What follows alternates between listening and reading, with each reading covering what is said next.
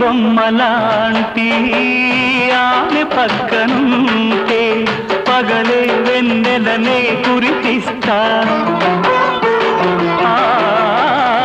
నీడలాగా నాతో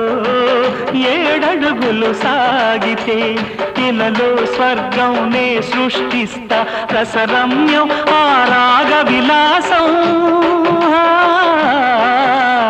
రసరమ్యం ఆ రాగ విలాసం వసివాడదు అది ఆ జన్మాంతం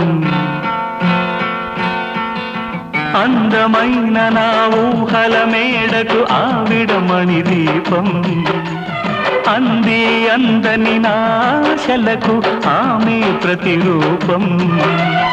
ఆ తలపే నా ధ్యానం ఆ అభినవ దేవత నా ప్రాణం